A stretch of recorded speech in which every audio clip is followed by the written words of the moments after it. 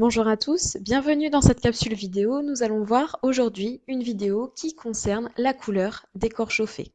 Dans un premier temps, nous allons voir le plan. Le plan se constitue de deux phases. La première phase, il s'agira de rappel de seconde, pour finir ensuite sur la loi de Vienne. Donc voyons dans un premier temps les rappels. Vous avez vu l'année dernière par quel procédé nous pouvons obtenir un spectre lumineux. Et vous avez également vu comment analyser ce spectre.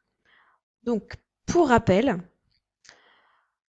soit le soleil, les étoiles ou les lampes à incandescence, ces trois sources lumineuses émettent toutes de la lumière.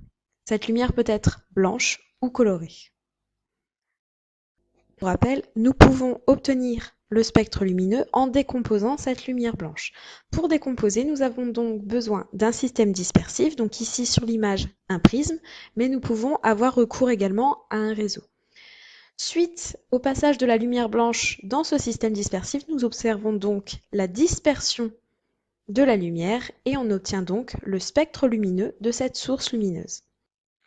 Pour rappel, le domaine visible se comprend entre 400 et 800 nanomètres. Le domaine avant 400 nanomètres est constitué des ultraviolets, tandis que le domaine après 800 nanomètres est constitué des infrarouges. Je vous rappelle qu'un nanomètre est égal à 10 puissance moins 9 mètres. Toujours en ce qui concerne les rappels de seconde, vous savez depuis l'année dernière que lorsqu'un corps est chauffé, on observe un phénomène d'incandescence. Et plus ce corps est chauffé, plus son spectre va s'enrichir en courte longueur d'onde, c'est-à-dire va s'enrichir dans le bleu. Donc là, si on observe les images, on peut voir l'évolution de l'intensité lumineuse au niveau de l'ampoule. La température augmente donc, et lorsque la température augmente, on peut observer au niveau du spectre que son spectre s'enrichit bien en bleu.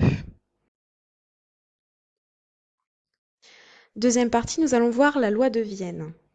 Donc cette loi permet de déterminer la température d'un corps chaud à partir de l'interprétation de son spectre.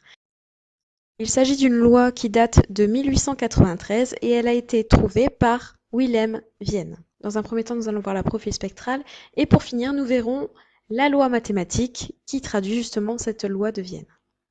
Pour pouvoir déterminer la température précise d'un corps que l'on veut étudier, il faut tracer son profil spectral. Le profil spectral, il s'agit de l'intensité lumineuse qui a été tracée en fonction de la longueur d'onde. Et nous devons donc repérer la longueur d'onde maximale sur justement ce profil spectral. Nous allons regarder une petite animation. Donc ici, nous avons donc un corps qui a une température de 5800 Kelvin. À cette température, nous pouvons voir que l'intensité lumineuse est maximale pour une longueur d'onde égale à peu près 500 nanomètres. Donc ici, il s'agira de notre lambda max. Quand nous diminuons la température, si nous arrivons par exemple à 3200 Kelvin, donc la longueur d'onde qui correspond à l'intensité maximale se trouve ici vers 800 nanomètres. Je vous laisse regarder l'évolution de la température lorsque la longueur d'onde augmente.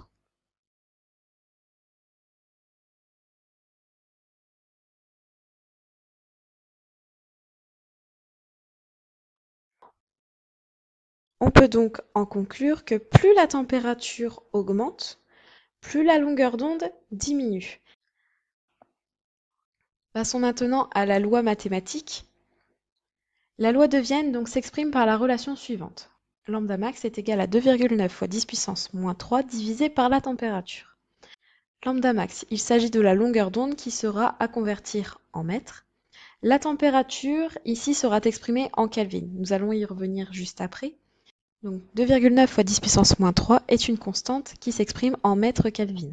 Justement, en ce qui concerne le Kelvin, il s'agit donc d'une autre façon d'exprimer la température, c'est une autre unité.